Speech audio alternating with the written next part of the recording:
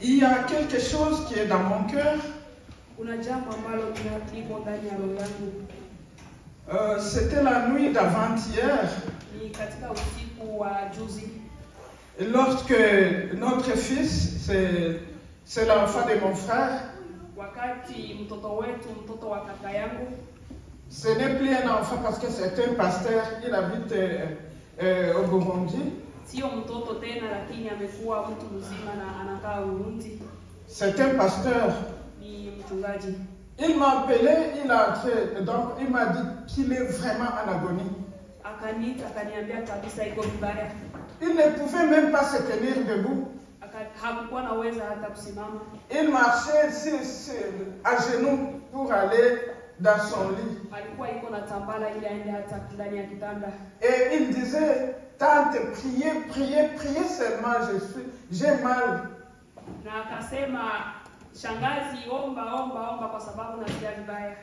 Et je remercie le Seigneur quand je l'ai encore appelé le matin.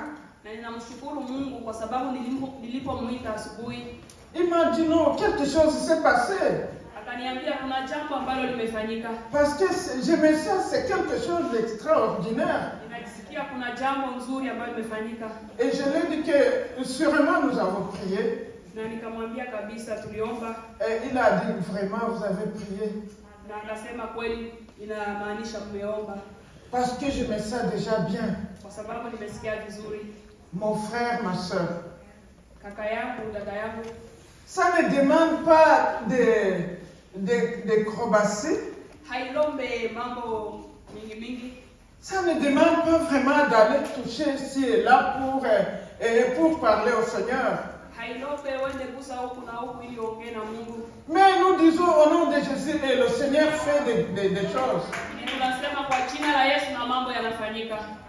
Ce n'est pas à dire qu'on va aller chercher, je ne sais pas, du sable, on va aller chercher de l'eau, de l'huile, pour qu'on puisse évoquer le Seigneur.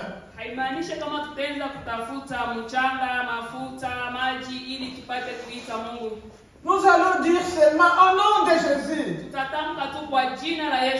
Et les grandes choses doivent se réaliser dans nos vies. Imaginez-vous, il est très loin au Burundi et quand j'ai prié, le Seigneur a exaucé. Et c'est comme ça que Dieu fait pour ses enfants. C'est pour cela que je remercie le Seigneur. Et nous allons continuer de prier pour lui et pour les autres malades. Pour que Dieu puisse continuer à œuvrer parmi nous. Nous allons nous tenir debout pour la lecture de la parole de Dieu. Nous allons lire notre texte de base.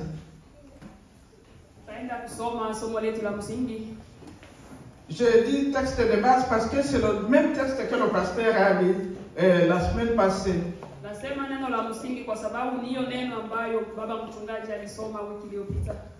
1 Timothée chapitre 4 verset 1.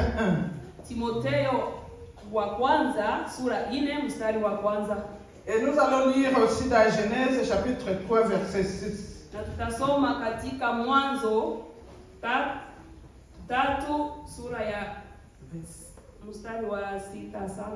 Je dis dans le nom du Seigneur, 1 Timothée 4, verset 1.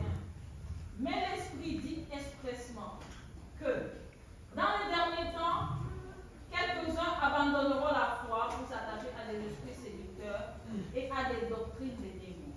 Amen. Amen. Genèse 3, 6. Genèse 3, 6, je lis dans le nom du Seigneur. Amen. La femme vit que l'arbre était bon à manger et agréable à la vue, et qu'il était précieux pour ouvrir l'intelligence. Elle prit de son fruit et en mangeant, et elle après en donnant aussi à son mari qui était auprès d'elle, et il en mangea. Amen. Merci beaucoup. Vous pouvez vous asseoir. vous savez que nous sommes en train d'apprendre sur le retour de notre Seigneur Jésus-Christ. Unajua kama tuko najifunza juu ya kurudi kwa Yesu Kristo. Et quand vous avez bien suivi le pasteur la semaine passée, Na kama mmesikia vizuri mchungaji wiki iliyopita, il nous a parlé de la séduction du péché. aliongea kwa ajili ya udanganyifu kupitia dhambi. Et il nous a parlé de deux niveaux donc que nous possédons dans ce point-là de séduction du péché. Na akaongelea mambo mawili ambayo sisi tuko nayo kupitia hiyo udanganyifu kupitia dhambi. Il nous a parlé du niveau du cœur. Na jambo ya kwanza akaongelea roho. Il nous a aussi parlé du niveau de l'intelligence. Na ya pili akaongelea akili. Et quand il a parlé de ce niveau du cœur, Na wakati aliongelea roho, il nous a précisé que le diable nous incite à faire des mauvais désirs. na akatuambia kama shetani anatusukuma tufanye mambo mabaya. Et il utilise nos cinq sens. Na anatumia hizo anatumia hisia zetu. Il utilise les cinq sens pour nous séduire. Ili apate kutudanganya. Pour nous séduire à faire le péché. Ili apate kutudanganya tufanye dhambi. Mais le pasteur a précisé que ce n'est pas nos convoitises que nous péchons. Lakini mchungaji alionyesha kama ni kupitia tamaa zetu ndio tunafanya dhambi. Et lorsque la convoitise est là, wakati tamaa iko hapo, ça affante le péché. inazaa dhambi. Et le péché, étant consumé, doit produire la mort. Na dhambi nayo inazaa mauti. Et ça, c'est au niveau de notre cœur. Na hapo ni kupitia roho yetu. Et au niveau de l'intelligence. Na kupitia akili zetu. Donc ici, c'est au niveau de l'intelligence, ça contrôle nos attitudes, nos sentiments et nos actes. Na kupitia akili inatawala hisia zetu na matendo yetu. Et là, il nous a encore parlé de quelque chose que nous allons utiliser comme arme pour lutter contre la séduction du péché. Na hapo akaongelea kitu ambayo tutatumia ili tupate kupigana juu ya hiyo udanganyifu wa dhambi. Et il a cité que nous devons pratiquer l'amour, Na akasema inabidi tuwe na upendo, la patience, tuwe na kusubiri, uvumilivu, l'humilité, unyenyekevu, la douceur, na upole, la parole de Dieu et la prière aussi. na neno la Mungu na maombi pia. Et comme j'ai souvent l'habitude de parler à propos de ce serviteur de Dieu, na kama vile siku nyingi ninazoea kuongelea juu ya mtumishi wa Mungu, c'est parce que il nous a beaucoup appris. ni kwa sababu kama mchungaji ametufundisha mengi. Depuis que je suis son épouse, il m'a appris beaucoup de choses. Na tangia mimi niko mke wake amenifundisha mengi. Et depuis que nous avons eu nos enfants, il a continué à nous apprendre la parole de Dieu. Na hata tumezaa watoto anaendelea kutufundisha neno la Mungu. Et c'est pour cela que je n'ai pas oublié qu'il avait l'habitude de dire ceci. Na hivyo siwezi kusahau kama alikuwa nazoea kusema Prompte à écouter. kuwa mwepesi kusikiliza. Là, en parler. Lakini uwe mwangalifu kusema. Et là, à se mettre en colère. Na uwe mpole. Oui. Kwa kukasirika, asante. Et il continue à dire, faire du bien ne fût que le bien, éviter de faire le mal. Na akasema tutende mema kila siku na tuache kutenda mabaya. Et c'est comme nous avons grandi avec cette parole qu'il nous disait de temps en temps. Na ndio hivyo tulikomaa kupitia hiyo neno alikuwa akituambia kila wakati. Oui, il nous a parlé de séduction du péché. Ameongelea kupitia udanganyifu wa dhambi.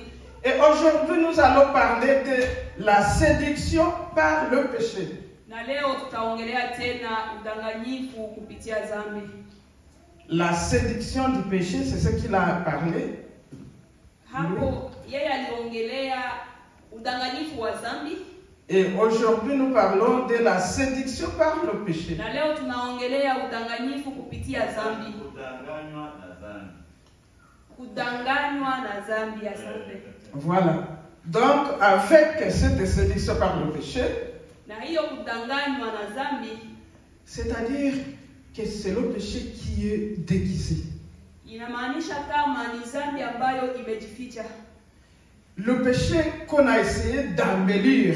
Ni dhambi ambayo wamefunika, wamepaka kama ni mafuta tuseme. Vous savez que le diable, il veut nous stimuler. Unajua kama shetani anataka atutie changamoto Pour que nous puissions commettre du péché. ili tutende dhambi. Il nous dit, mais oui, ça ressemble à un péché. Anatuambia inafanana na dhambi, Mais quand je regarde, c'est pas du tout un péché. lakini nikiona haifanane kabisa dhambi. Mais tu peux faire, mais ça ne cause pas de problème. Unaweza kufanya haijalishi kitu. Et à ce moment-là, l'homme va commettre ce péché. Na hapo mtu atatenda dhambi.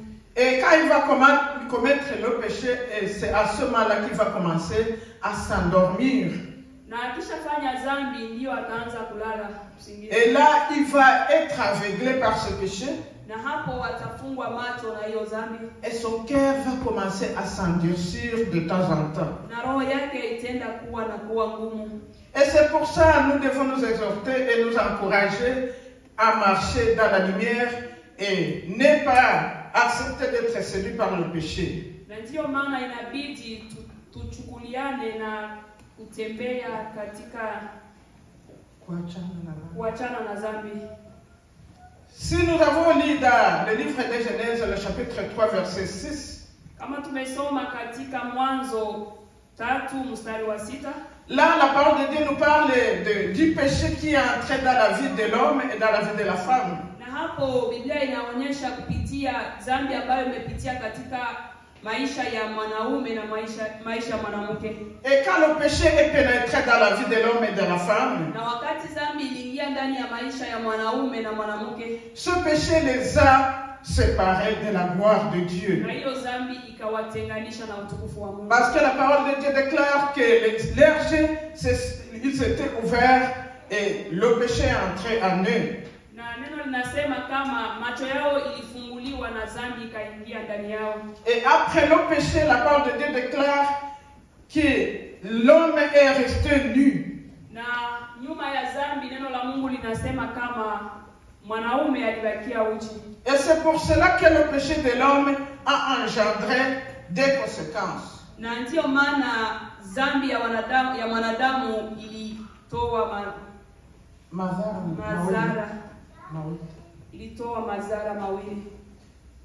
La peur et la nudité. Woga na uchi. C'est-à-dire quand l'homme termine de faire le péché, Na inamaanisha wakati mwanadamu alimaliza kutenda dhambi, il se sent, donc il est envahi par la peur.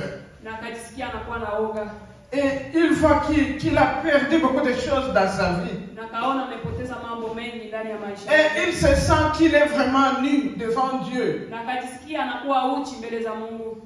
Et c'est pour cela qu'on dit qu'après le péché, l'homme est envahi par la peur et la nudité. Na ndio maana Biblia inasema kama akishamaliza kutenda dhambi, mwanadamu akakuwa na woga na uchi pia. Réfléchissez un peu. Tuwaze kidogo. L'homme, quand il veut commettre un péché, Mwanadamu anapotenda, kama anataka kutenda dhambi, il est libre. iko huru. Il réfléchit avec sa tête. Anawaza na akili yake. Et quand il va aller commettre ce péché, Na wakati anaenda kutenda dhambi, il se dirige avec ses pieds. na anaenda peke yake na miguu yake. Arrivé là, il va commencer à voir, il regarde. Na akifika hapo anaanza kuangalia, Il va commencer à apprécier. anaanza kutamani. Oui. Kutamani. Et puis la convoitise va monter. Na hiyo kutamani itapanda. Et il va être vraiment attiré avec ce péché. Na hiyo dhambi itamvuta. Et après, il va même toucher. Na hapo atenda hata kugusa. C'est l'homme lui-même qui est en train d'aller voir ce péché-là. Na ni mwanadamu peke yake ambaye anaenda mbele ya dhambi. Là, on ne doit pas dire que c'est le Satan qui m'a envoyé. Na hapo hatutasema kama ni shetani ndiye ametubeba. Arrivé là, il va commettre ce péché ou bien il va dire non, je ne dois pas commettre. Akifika hapo anaweza kutenda hiyo dhambi na anaweza kukataa hiyo dhambi. C'est à lui de prendre la décision. Ni yeye kukamata maamuzi. Et Satan, il est là pour lui dire oui, tu peux le faire. Na shetani yeye iko hapo ili amsukume, ndio unaweza kuifanya. Il le stimule, il l'encourage de commettre le péché. Shetani anamsukuma ili apate kufanya hiyo dhambi. C'est pour cela que la parole de Dieu déclare dans Genèse 3 verset 6. Na ndio maana katika Mwanzo sura 3 mstari wa 6 neno la Mungu linasema, j'ai entendu ta voix dans le jardin. Nimesikia sauti yako ndani ya bustani. J'ai peur. Na nimesikia woga. Parce que je suis né. Kwa sababu niko uchi. Et je me suis caché. Na nikajificha. C'est l'homme. Ni mwanadamu. Et l'homme, quand il commet le péché, na wakati mwanadamu anatenda dhambi, des fois il dit c'est parce que tel m'a induit en erreur. Mara nyingi anasema ni kwa sababu fulani ameniingiza katika makosa. Non, c'est le diable qui m'a poussé à aller faire ce péché. Na mara nyingi anasema ni shetani ndiye amenisukuma kutenda dhambi. Non, regardons encore ça. Hapana, tuangalie kabisa hiyo. C'est toi-même. Ni wewe peke yako. C'est toi-même qui prends la décision. Ni wewe peke yako ambaye unakamata maamuzi. Et c'est pour cela qu'il nous faut prendre une bonne décision. Na ndio maana inabidi tuamue vizuri. Bien sûr, nous vivons le monde qui est plein de péchés, plein de mauvaises choses. Tunajua ndio tunaishi katika ulimwengu ambao umejaa dhambi, umejaa mambo mabaya. Mais nous avons aussi le droit de dire non. Lakini tuna haki ya kusema hapana. Et là, il ne faut pas donc accuser quelqu'un d'autre. Na hapo haiombe umulaumu mtu mwingine. Il faut accepter, si tu fais ton péché, il faut dire que c'est toi qui viens de commettre le péché et revenir au Seigneur pour demander pardon. Inabidi uitike wakati unatenda dhambi na umrudilie Mungu ili ulombe msamaha. À un autre endroit, les hommes ont l'habitude de dire oui, celui-là, il aime faire le péché. Na kwa hali nyingine wanadamu wanakuwa na hali ya kusema ule anatenda dhambi. C'est un vrai pécheur, celui-là. Anatenda dhambi sana. Et pourquoi celui-là qui ne te regarde pas toi-même? Lakini ni unamuona yeye lakini haujiangalie peke yako. C'est bien pour nous les enfants de Dieu. Ni vizuri kwa sisi wana wa Mungu. Si quelqu'un a commis un péché, kama tunaona mwingine ametenda dhambi, ce n'est pas bon de dire yo ouais pour le péché de l'autre. Sio kwenda kulalamika kwa ajili ya dhambi ya mwingine. Prie pour lui. Inabidi muombee. Parce que des fois quand tu regardes seulement le péché de l'autre, kwa sababu wakati ukiangalia dhambi ya mwingine, tu oublies que toi-même tu es aussi un pécheur. Unasahau kama wewe peke yako na wewe ni mtenda dhambi. Tu vois, la dignité c'est quelque chose qui nous dépouille de tout ornement sur un corps aimé. Unaona hiyo uchi ni jambo ambayo inatuvua kila vazi yote juu ya mwili wa mwanadamu. Et vous savez, dans le jardin d'Éden, quand l'homme et la femme étaient dans le jardin, ils étaient revêtus de la gloire de Dieu. Na mnajua katika bustani ya Edeni, wakati mwanadamu alikuwa ndani, alikuwa kivikwa na utukufu wa Mungu. Et ceci aussi est semblable à la nuée qui couvrait le tabernacle au moment de Moïse. Na hiyo inamaanisha hiyo utukufu hiyo wingu ambayo ilikuwa inafunika patakatifu hema wakati ya Musa. Asante. Oui, à ce moment-là, au moment des enfants d'Israël, quand ils étaient dans le désert, Na wakati huo, wakati wana wa Israeli walikuwa katika jangwa, c'est la nuée qui les couvrait. na ni hiyo wingu ambayo ilikuwa ikiwafunika. Et nous aussi, nous sommes couverts de la gloire de Dieu. Na sisi tumefunikwa na utukufu wa Mungu. Et cette gloire marche toujours avec nous. Na hiyo utukufu unatembea na sisi. Mais si nous ne venons ni à cause de nos péchés, Lakini tukikuwa uchi kupitia dhambi zetu, nous ne sommes plus rien. hatuko tena kitu. Et là, la gloire de Dieu va fuir très loin de nous. Na hapo utukufu wa Mungu utatutoka. Et vous savez, quand l'homme a la richesse, Unajua wakati mwanadamu ana mali, il se vante. anajitapa. Il dit, moi je suis riche. Anasema mimi niko tajiri. J'ai ça et ça. Niko na hiki na hiki na hiki. J'ai mon argent en banque. Niko na pesa zangu kwenye account. J'ai gardé beaucoup d'argent pour moi. Nimeweka pesa nyingi kwa ajili yangu. Mais si cet homme me manque la gloire de Dieu, Lakini huyo mtu akikosa utukufu wa Mungu, il est nu devant Dieu. iko sawa vile uko uchi mbele ya Mungu. Il est nu parce que Dieu ne marche pas avec le péché. Kwa sababu Mungu hatembei na dhambi. Dieu n'aime pas la nudité. Mungu hataki uchi.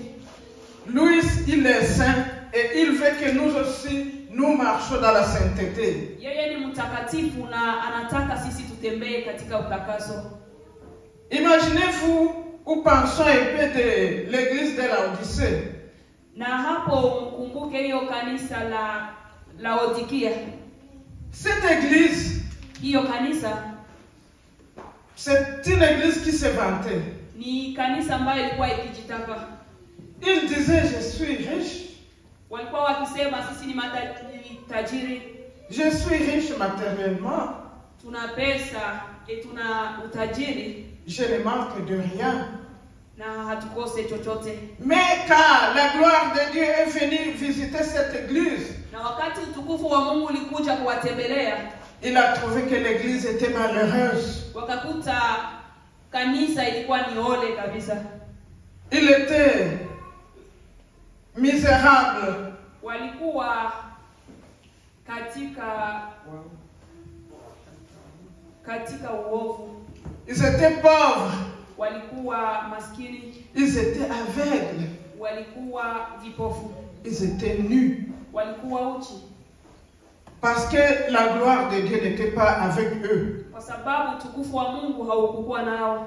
Et souvenez-vous, pour l'histoire d'Adam et Ève, Na hapo mkumbuke historia ya Adam na Eve. lorsqu'ils ont péché, Wakati walitenda dhambi, ils étaient expulsés du jardin d'Adam. wakafukuziwa katika bustani ya Eden. Et c'est pour cela que le péché est devenu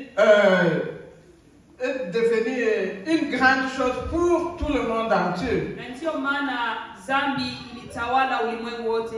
Et aujourd'hui, Na leo ce qui est péché, les gens ne voient plus ça. yale ambayo yako dhambi watu hawaione tena.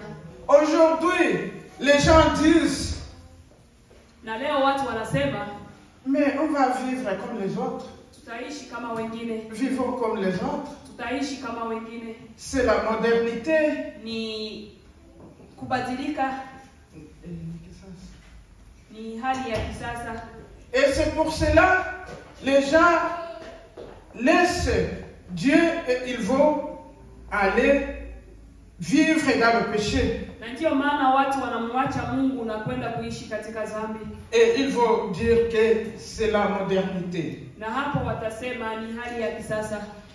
Car Adam et Ève ont péché, l'Esprit de Dieu était retiré dans l'homme. Wakati Adamu na Eva walipotenda dhambi, hiyo roho ya Mungu ikawatoka. Et c'est ce que nous voyons dans Genèse chapitre 6. Na ndio tunaona katika Mwanzo sura ya 6. Vous connaissez très bien cette histoire. Na mnajua vizuri hiyo neno. Comment est-ce que les hommes ont commencé à se mal comporter devant Dieu? Na hapa mnajua jinsi watu walianza kutembea vibaya mbele za Mungu. Et comment on a parlé de ces anges, de ceux qui venaient vers les hommes? Na hapo walipoongelea juu ya hao malaika ambao walikuja kuwadanganya watoto wa wanadamu. Et cette augmentation de péché, Na hiyo kuongezeka ya dhambi, c'est ça qui va alors engendrer les jugements.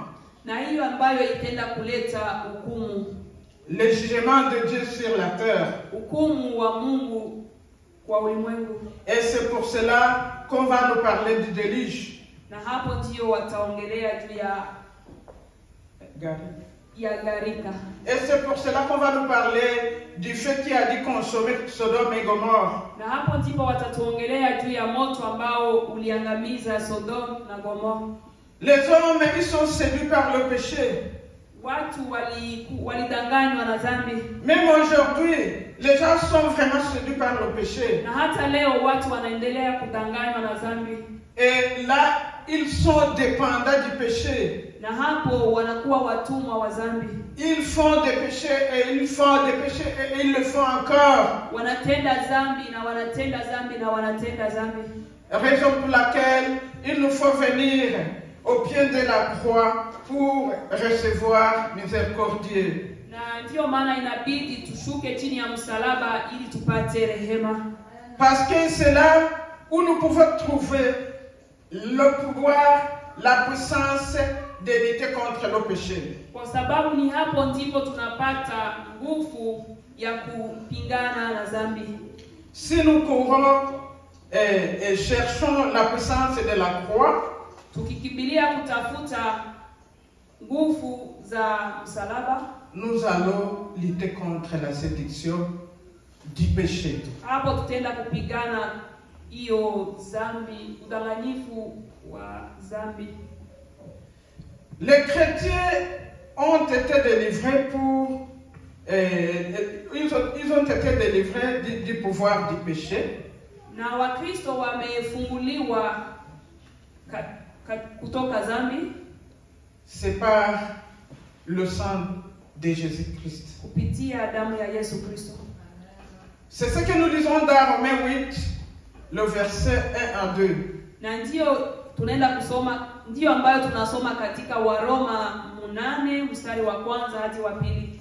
La parole de Dieu nous dit: il n'y a maintenant aucune condamnation pour ceux qui sont en Jésus-Christ. Neno la Mungu linasema hakuna hukumu kwa wale ambao wako katika Kristo. Amen.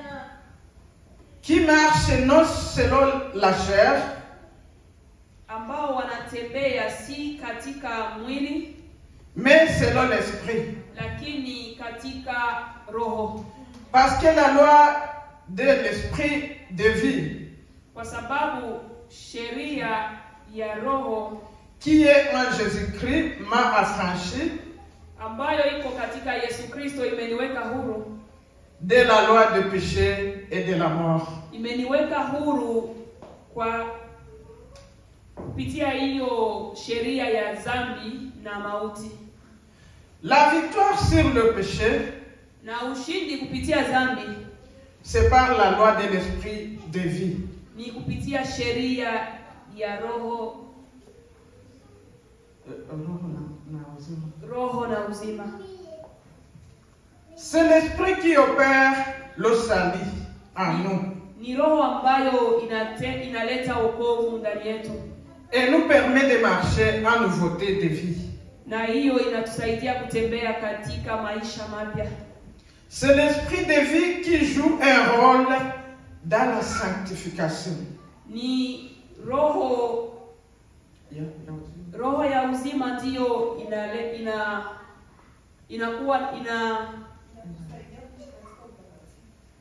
inatusaidia kuishi katika utakatifu. C'est-à-dire, quand nous avons l'esprit de Dieu, Inamaanisha wakati tuna roho wa Mungu, nous pouvons être conscients que nous vivons dans le péché ou non. tunaweza kujitambua kama tuko katika dhambi wala hapana. Et à ce moment-là, nous pouvons courir devant la croix de Jésus et demander pardon. Na hapo tunaweza kuenda mbele ya msalaba na kuomba msamaha. Si nous marchons selon l'esprit, Tukitembea katika roho, nous marchons à nouveauté de vie. tunatembea katika maisha mapya. La parole de Dieu dans Galates 5, 6 et 16 nous dit, Katika Wagalatia sura 5 mstari wa 16 neno la Mungu linasema, marchez selon l'esprit et vous n'accomplirez pas les désirs de la chair. mtembee katika roho na hamutaitimiza tamaa ya mwili. Mon frère, ma sœur, Kaka yangu, dada yangu, marchons selon l'esprit tutembee kupitia roho pour fuir loin des désirs de ce monde. ili tupate kukimbia tamaa za dunia hii. Maintenant, nous vivons beaucoup de choses. Leo tunaishi mambo mengi. Il y a beaucoup de prophètes. Kuna wanabii wengi wa uongo. Beaucoup de prophètes qui viennent pour nous tromper. Manabii wengi wanakuja ili watudanganye. Il y a les autres qui boivent de l'eau régulièrement. Kuna wale hata wanakunywa maji kila wakati. Il va venir lui dire, Natakuja kumwambia, je vais prier pour ce temps-là. nitaomba juu ya hiyo maji. Et puis tu vas aller boire régulièrement. Na hapo utakuwa unatumia hiyo maji kila siku. Et tu vas même te laver avec ce temps-là. Na unaweza kunawa hiyo maji. Et quand l'eau va finir, Na hapo maji kiisha, reviens encore. unakuja tena. Reviens pour acheter encore de l'eau. Kuja tena ununue maji. Mon frère, ma soeur, Kaka yangu, dada yangu, ne soyons pas séduits. tusidanganywe. Ne soyons pas vraiment séduits. Tusidanganywe. C'est le diable qui travaille dans ce monde maintenant. Ni shetani ambaye anatumika katika ulimwengu leo. Ces gens-là, ils veulent amasser de l'argent, amasser de l'argent. Watu hao wanataka wapokee pesa. Et quand tu vas aller acheter cette eau, tu ne seras même pas guéri. Na wakati utaenda kuuza hiyo maji, hauta hata kupona. Fuyons très loin de la séduction par le péché. Tukimbie mbali na hiyo udanganyifu wa dhambi. La loi de l'esprit de la vie est le principe, le pouvoir et la force de Dieu. Sheria ya roho ya uzima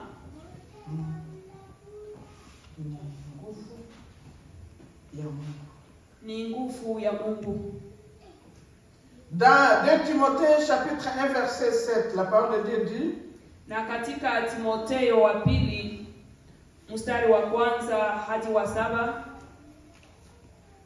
la parole de Dieu nous dit comme ça, neno la Mungu linasema hivi: car ce n'est pas par un esprit de timidité que Dieu nous a donné, kwa sababu si katika roho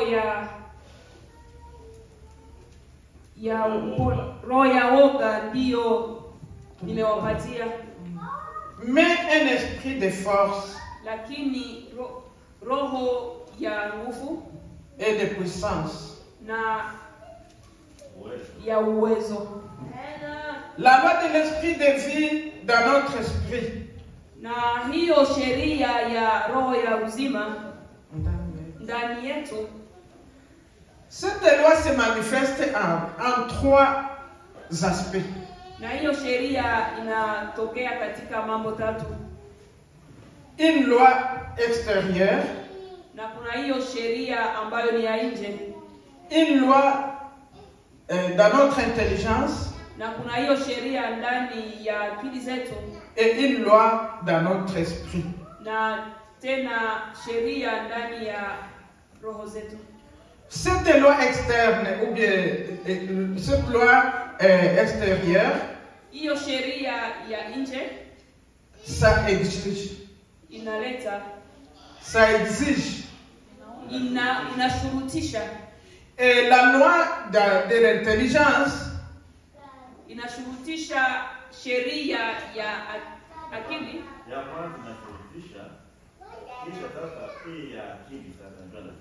Donc, je suis en train de dire que la loi extérieure exige.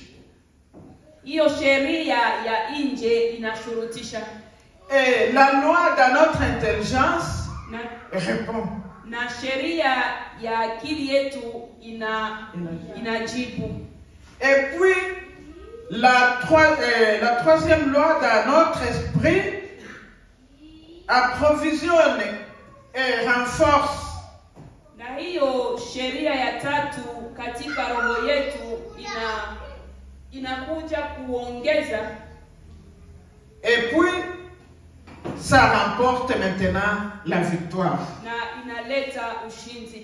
C'est-à-dire que cette loi externe exige, l'intelligence répond, et puis l'esprit est renforcé, et c'est ça qui va donner la victoire. Na inamaanisha hiyo sheria ya nje inashurutisha, sheria ya akili inajibu, na sheria kupitia roho inaleta ushindi. Amen, amen, amen. La loi de l'esprit de vie est fondée sur la puissance. Sheria ya roho ya uzima inatoa nguvu. Et cette puissance, quand le croyant a cette puissance, il est libéré de péché. Na wakati mwaminifu anakuwa na hiyo nguvu, anafunguliwa na dhambi. Car la loi de l'esprit de vie en Jésus-Christ m'a libéré de la puissance du péché et de la mort. Kwa sababu hiyo sheria ya roho ya uzima imeniweka huru kwa dhambi na mauti. Que Dieu vous bénisse. Amen.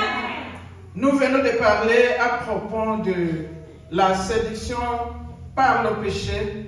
Tunatoka kusoma kupitia udanganyifu. Et nous voyons combien c'est nous-mêmes qui peut accepter de faire le péché et ou bien refuser de ne pas faire ce péché.